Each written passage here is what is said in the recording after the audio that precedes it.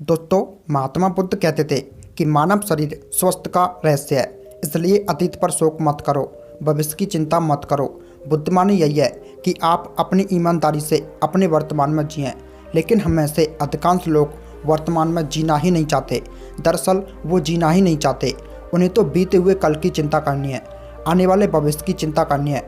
और यदि आप वर्तमान में जी सकते हैं तो कोशिश करके देख लो, आपका मन और आपका शरीर पूरी तरह से स्वस्थ हो जाएगा।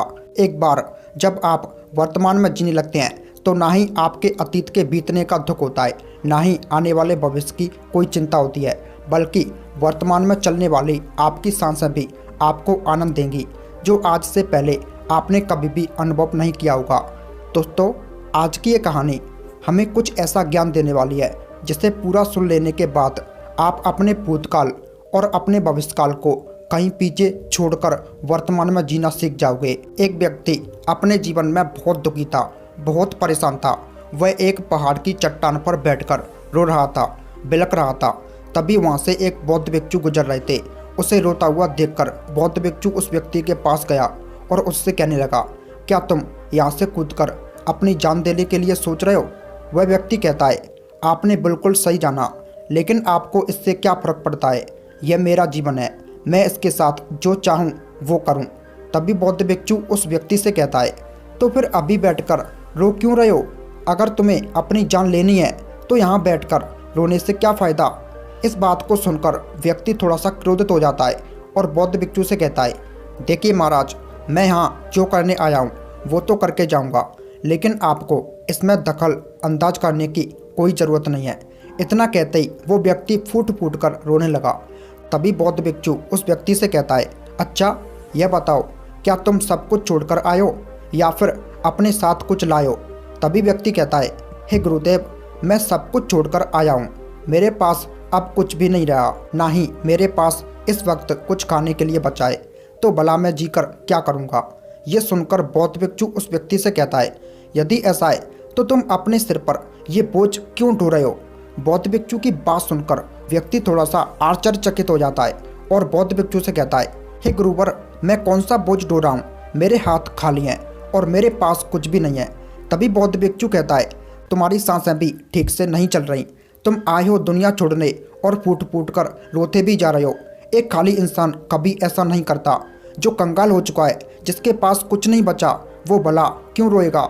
ये सुनकर व्यक्ति और भी क्रोधित हो जाता है और बौद्ध भिक्षु से कहता है, आपको इससे क्या मतलब?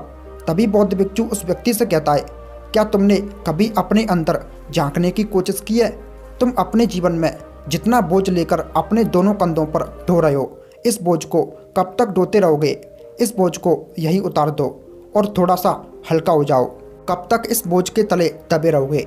जैसे ही उस व्यक्ति ने बौद्ध भिक्षु के मुंह से ये सारी बातें सुनी तो वो तुरंत ही बौद्ध भिक्षु के चरणों में जाकर गिर गया और हाथ जोड़कर कहा, हे गुरुदेव, अभी तक मुझे कोई नहीं समझ पाया।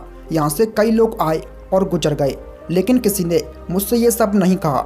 आपने तो मेरे मन की बात पढ़ ली है। यहाँ तक कि मेरे घर वाले भी मुझे नहीं समझ पाए, लेकिन आपने एक बार में ही मुझे पूरी तरह से जान लिया। फिर व्यक्ति कहता है, क्या आप मेरी इस समस्या का समाधान कर सकते हैं? बौद्ध भिक्षु कहता है, कहाँ है समस्या? व्यक्ति कहता है, मेरे घर पर, आप मेरे साथ चलिए। तभी बौद्ध भिक्षु उस व्यक्ति से कहता है, समस्या तुम्हारे घर पर नहीं है? व्यक्ति कहता है, नहीं नहीं गुरुदेव, समस्या मेरे घर पर ही है। आप मेरे साथ एक बार चलकर तो देखिए। बौद्ध भिक्षु उस व्यक्ति को समझाते हुए कहता है, समस्या तुम्हारे घर पर नहीं है, तुम्हारे भीतर है। क्या तुमने कभी अपने भीतर झांकने की कोशिश की है? सारी समस्याएं तुम्हारे भीतर हैं।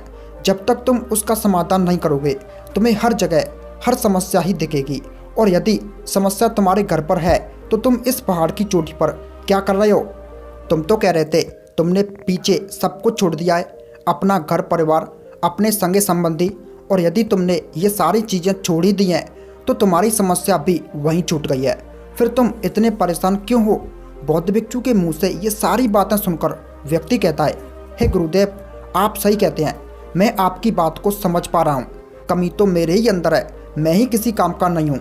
जब भी कोई काम करने जाता हूँ तो सब बिगड़ जाता है, मेरे हाथों सारे काम गड़बड़ हो जाते हैं। मैंने आज तक कोई भी काम ढंग से नहीं किया है, मेरी तो किस्मत ही खराब है। ये सुनकर बौद्ध भिक्षु मुस्कुराने लगा और उस व्यक्ति से कहता है, अच्छा, तुम्हें लगता है कि तुम्हारी किस्मत खराब है? तुम मुझे ये बताओ, क्या खराबी है तुम्हारी किस्मत में? तभी व्यक्ति कहता है, गुरुवर, मुझे व्यापार करना था। व्यापार करने के लिए मुझे धन की आवश्यकता थी, इसलिए मैंने अपने परिवार से थोड़ा सा धन लिया और उसी धन से मैंने एक अच्छा सा व्यापार खड़ा किया। लेकिन गुरुवर, मेरा व्यापार ज़्यादा दिन तक नहीं चला। शुरू में मेरे परिवार वालों ने मेरा पूरा साथ दिया, सब कुछ ठीक चल रहा था, लेकिन धीरे धीरे मेरे व्यापार में नुकसान होने लगा। ये सब देख मेरे परिवार वाले मुझसे नाराज़ हो गए, मुझसे दूर चले गए। मैं तो चाहता था मैं एक अच्छा व्यापार कर सकूं, अच्छा व्यापारी बन सकूं, अच्छा धन कमाऊं, ताकि अपने परिवार को अच्छे से संभाल सकूं, उन्हें वो हर सुख सुविधाएं दे सकूं जिनकी उन्हें आवश्यकता है। मैंने तो उन्हीं के लिए ये सब किया था, लेकिन वो लोग मुझे नहीं समझ पाए और मुझे ही इसका जिम्मेदार ठहराया। और मुझे भी यही लगता है मैंने गलत किया है, क्योंकि मेरा एक मित्र है जिसने मेरे साथ व्यापार शुरू किया था, लेकिन उसका देखो, उसका व्यापार बहुत अच्छा चल रहा है। मेरा मित्र जब मेरे घर आता है तो अपने व्यापार की बातें अवश्य बताता है। वह हमेशा कहता है कि किस तरह अपने दम पर व्यापार को खड़ा किया है और उसे चलाने में भी वो सक्षम है, किस तरीके से उसने जी तोड़ मेहनत की और अपने व्यापार को ऊंचाइयों तक ले गया। ये सब सुनकर मेरे परिवार वाले भी मुझसे कहते हैं, देखो, वो तेरा मित्र है और वो अपने व्यापार को कहाँ ले गया, और तूने तो हमारी जमा हुई धन दौलत भी गंवा दी, हमारा नुकसान करा दिया। मेरे परिवार वाले मुझसे हमेशा यही कहते हैं, तेरे बस की कुछ नहीं। इन तानों को सुन सुनकर मैं बड़ा परेशान हो चुका था, इसलिए मैंने कर्जा लिया, नया व्यापार खड़ा किया, लेकिन वहाँ भी मुझे मात खानी पड़ी और मेरा व्यापार पूरी तरह से चौपट हो गया। अब तो हालात ऐसे आ चुके हैं कि मेरा घर भी गिरवी पड़ा है। अब आप ही बताइए गुरुवर, मैं क्या करूं? तभी बौद्ध भिक्षु उस व्यक्ति से कहता है, अच्छा, तुम्हें पता है कि तुम्हारा मित्र तुम्हारे घर क्यों आता था? तभी वो व्यक्ति कहता है, हाँ, मुझे अच्छी तरह से पता है। वो मुझे मेरे घर वालों के सामने नीचा दिखाने के लिए आता था, मेरी बुराई करने के लिए आता था। वो ये जताने आता था कि वो मुझसे व्यापार में कई गुना आगे है, वो श्रेष्ठ है। वह चाहता है कि मैं उसकी सफलता देखकर दुखी रहूं, तड़पता रहूं और परेशान रहूं।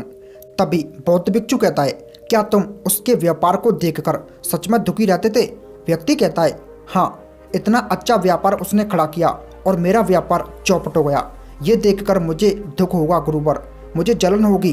तभी बौद्ध भिक्षु कहता है, तुम्हें किस बात का दुख था, असफलता का या फिर अपनी दोस्त की सफलता का?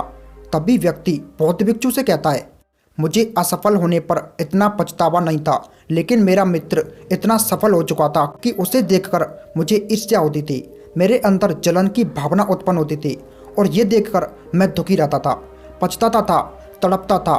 बौद्ध भिक्षु उस व्यक्ति से कहता है, इसका अर्थ तो यह हुआ कि अगर तुम्हारा मित्र भी असफल हो जाए तो तुम्हें खुशी होगी। व्यक्ति कहता है, जी हाँ, मुझे बड़ी खुशी होगी अगर वह असफल हो जाए, उसका व्यापार चौपट हो जाए। ये सुनकर बौद्ध भिक्षु फिर से मुस्कुराने लगा और कहा, इसका अर्थ तो यह हुआ कि तुम्हारी खुशी तुम्हारे मित्र पर निर्भर करती है।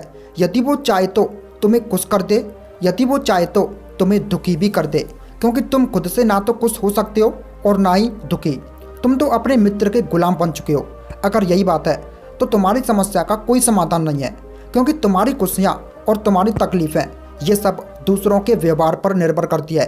तुम्हारे कर्मों से तुम्हारा तो कुछ हुआ नहीं, ना तुम अपने कर्मों से खुश हो सके और ना ही दुखी, इसलिए तुम्हारी समस्या का मैं कोई समाधान नहीं कर सकता। तभी व्यक्ति बौद्ध भिक्षु से कहता है, हे गुरुवर, ऐसा मत कहिए, मुझे आपसे बात करते करते बहुत आशा हो गई है, क्योंकि आप ही वो हैं जिन्होंने मुझे जाना है, मुझे समझा है। गुरुवर, मैं आपसे विनती करता हूँ कि मेरे इस समस्या का समाधान आप बताइए।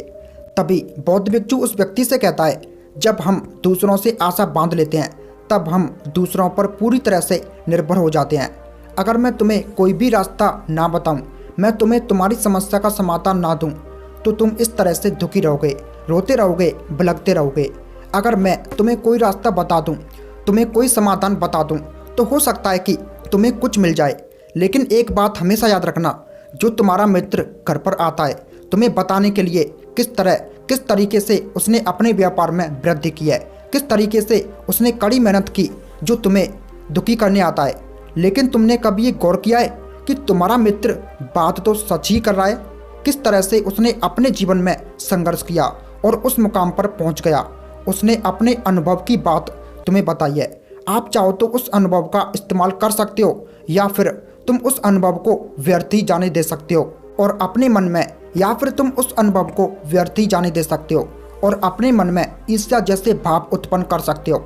समझदारी तो इसी में है कि वो तुम्हें अपने और वक्त के बारे में बता रहा है कि किस तरह से उसने संघर्ष किया है और अपने जीवन में अपने व्यापार को उस ऊंचाई तक पहुंचाने के लिए तुम अपनी बुद्धि का इस्तेमाल करो, उसके अनुभव का इस्तेमाल करो, उसके ज्ञान का इस्तेमाल करो। तुम्हें तो खुशी होनी चाहिए। तुम्हें जो अनुभव चाहिए था तुम्हारा मित्र तुम्हारे घर पर आकर दे रहा है। इस पर तो तुम्हें अपने मित्र का आभार उत्पन्न करना चाहिए, क्योंकि घर बैठे बैठे तुम्हें वो अनुभव प्राप्त हो रहा है जो तुम अपने जीवन में प्राप्त नहीं कर सके। लेकिन आगे बढ़ो, संघर्ष करो, उस अनुभव का इस्तेमाल करो, कभी हार मत मानो, क्योंकि समय ही एक ऐसी खूबी है, समय चाहे जैसा भी हो बदलता जरूर है। इसलिए समय चाहे जैसा भी हो, अच्छा या बुरा, दोनों का गुजरना तय है। लेकिन सबसे ज़रूरी यहाँ पर समझने वाली बात यह है कि इन दोनों वक्त को देखने के लिए तुम्हारा जीवन रहना आवश्यक है और तुम्हारा अच्छा वक्त शुरू होगा। तुम अपने संघर्ष से अपने व्यापार को खड़ा करके अपने व्यापार को उन ऊंचाइयों तक ले जाओगे। तब तुम्हारा मित्र तुम्हें सफलता की नहीं, तुम्हारी असफलता की गुण गाएगा, ताकि तुम उनकी तरह कोई गलत निर्णय लो और तुम उन्हीं की तरह बर्बाद हो जाओ। और यहाँ पर तुम्हें अपनी बुद्धि का इस्तेमाल करना होगा। तुम्हें उनकी बातों पर ध्यान ना देकर बल्कि अपनी बुद्धि का प्रयोग करना होगा, क्योंकि उस समय वो तुम्हें सुखी नहीं दुखी देखने आएंगे, क्योंकि उसे भी तुम्हें दुखी देखकर उतना ही मजा आएगा जितना कि तुम्हें उसे दुखी देखकर आया। ये सारी बातें सुनकर व्यक्ति बौद्ध भिक्षु से कहता है, गुरुवर आप बिल्कुल ठीक कह रहे हैं। मेरे जीवन को मैं नहीं चला रहा, बल्कि मेरे सगे संबंधी चला रहे हैं, जो मेरे जीवन में सुख और दुख भरे जा रहे हैं। लेकिन गुरुवर मेरा यहाँ पर एक प्रश्न है। जब मैंने व्यापार खड़ा किया था तो मेरा उद्देश्य यह था कि मैं अपने परिवार को सुखी कर सकूं, उनको सुख सुविधाएं दे सकूं। क्या अपने परिवार की ये सारी बातें सोचना गलत है? मैं तो अपने परिवार के लिए सब कुछ कर रहा था, लेकिन व्यापार में नुकसान होने के बाद परिवार मुझे छोड़कर चला गया। तभी बौद्ध भिक्षु मुस्कुराने लगा। तभी व्यक्ति बौद्ध भिक्षु से कहता है, इसमें मुस्कुराने वाली कौन सी बात है? क्या मैंने कोई गलत प्रश्न पूछ लिया? तभी बौद्ध भिक्षु कहता है, नहीं, हर व्यक्ति यही चाहता है कि कोई उसकी गलती पर सांदाप ना दे, और तुम भी यही चाहते हो। हर कोई यही चाहता है कि जब वो कुछ करे तो उसकी प्रशंसा की जाए। जब हमें प्रशंसा नहीं मिलती तो हमें भीतर से गहरा दुख होने लगता है। हमारे मन को एक ऐसी ठेस पहुंचती है और तब हमारे मन में ये सब उत्पन्न होने लगता है कि इस दुनिया में सभी मतलबी हैं, सभी अपने मतलब के लिए जीते हैं, सभी अपने मतलब के लिए काम करते हैं और सभी हमारे साथ अपने मतलब के लिए रहते हैं। लेकिन अगर हम किसी को अपना परिवार मानते हैं और उस परिवार के लिए कुछ करना चाहते हैं तो ऐसा क्यों लगता है कि हम दूसरों के लिए कर रहे हैं? तुम तो अपने लिए कर रहे हो ना। अगर तुम्हें लगे कि तुम दूसरों के लिए कर रहे हो तो तुम जीवन भर दुखी ही रहोगे। जब तुम्हें लगेगा कि तुम अपने लिए कर रहे हो तब तुम्हें एक अजीब सी खुशी प्राप्त होगी और तुम हमेशा खुश रहोगे। जब तुम अपने कार्य को बेहतर से बेहतरीन करने में लग जाओगे तब तुम्हें किसी की संतापना की कोई ज़रूरत नहीं पड़ेगी। तभी व्यक्ति बौद्ध भिक्षु से कहता है, हे गुरुवर आपकी बात मुझे समझ में आ गई। अब तक मेरी किस्मत दूसरों के हाथ में थी, उसमें जैसे रंग चाहे सुख के हों या दुख के भर दिया करते थे। लेकिन अब से मैं अपनी किस्मत अपने हाथ में रखूँगा, फिर चाहे अच्छे हो या खराब, मैं हार नहीं मानूंगा। आखिर में व्यक्ति बौद्ध भिक्षु से कहता है, हे गुरुवर आपकी सारी बातें मैं समझ गया, लेकिन क्या आप मुझे कुछ दे सकते हैं जो मेरे जीवन के सबसे बुरे वक्त में मेरा साथ दे सके? ये सुनकर बौद्ध भिक्षु उस व्यक्ति को छोटा सा बक्सा देता है और कहता है, ये वस्तु मेरे दिल के बहुत करीब है और तुम इसे अपने बहुत करीब रखना। इस बक्से में एक ऐसा राज है जो तुम्हें बड़े से बड़े दुखों से बाहर निकाल सकता है, बड़ी से बड़ी विपत्तियों से छुटकारा दिला सकता है। और इसे तुम तब खोलना जब तुम्हें लगे कि कोई राह नहीं बची, जब तुम्हें यह लगने लगे कि सब कुछ व्यर्थ है।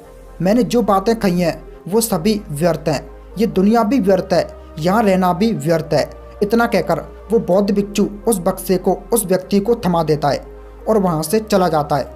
वो व्यक्ति उस बक्से को लेकर वापस अपने घर जाता है और एक नया कारोबार शुरू करता है। अब की बार वो कारोबार में हार नहीं मानता और उसका कारोबार बहुत अच्छा चल पड़ता है। उसका कारोबार चलने के कारण उसका परिवार उसके साथ आ चुका था। उसके पास जीवन की हर सुख सुविधा थी। अब ना तो भूतकाल का रोना था, ना ही भविष्यकाल की चिंता। अब तो केवल वर्तमान में और ज़्यादा बेहतर बनने की कोशिश में लगा रहता था। लेकिन समय हमेशा बदलता रहता है। जिस तरह से बुरा समय हमेशा नहीं रहता, ठीक उसी प्रकार अच्छा समय भी हमेशा नहीं रहता। उस व्यक्ति के जीवन में एक बार फिर से अच्छा समय समाप्त हो चुका था। वो जिस राज्य में रहता था, उस राज्य पर पड़ोसी राज्य के राजा ने हमला कर दिया। उसका राज्य तबाह हो गया। उसका व्यापार भी पूरी तरह से तबाह हो गया। वो अपने परिवार के साथ दर दर की ठोकरें खाने लगा। उसे यहाँ से भागना पड़ा, यहाँ तक कि उसके पास खाने के लिए भी पैसे नहीं बचे थे। उसके बच्चे भी अब बीमार पड़ चुके थे। उनके इलाज के लिए भी अब पैसे नहीं थे। तब उसे एहसास होने लगा कि ये सब व्यर्थ है। उसका जीवन जीना भी व्यर्थ है। ये पूरा संसार व्यर्थ है। जो कुछ भी बातें बौद्ध भिक्षु ने कही थी, सारी बातें व्यर्थ हैं। आज मेरे पास कुछ भी नहीं बचा। मेरे पास जीने की कोई वजह नहीं है। वो व्यक्ति अंदर से पूरी तरह से निराश हो चुका था, अंदर से पूरी तरह टूट चुका था। व्यक्ति ये सब सोच ही रहा था, तभी उसकी नज़र बक्से पर पड़ी जो उस बौद्ध भिक्षु ने उसे दिया था। उस व्यक्ति ने उस बक्से को खोला। उस बक्से में एक पर्ची थी जिसमें लिखा था, आपकी नई जिंदगी की शुरुआत कहीं से भी हो सकती है। आपके पास सोने का सिक्का ना हो, लेकिन आपके पास वो हिम्मत है तो कुछ ना कुछ आप अवश्य कर लेंगे। उस पर्ची को पढ़ने के बाद उस व्यक्ति के मन में एक बार फिर से आशा की लहर दौड़ पड़ी और उसने जीवन में फिर से हिम्मत बांध ली और ऊंचाइयों को छूने के लिए फिर से मेहनत करने लगा।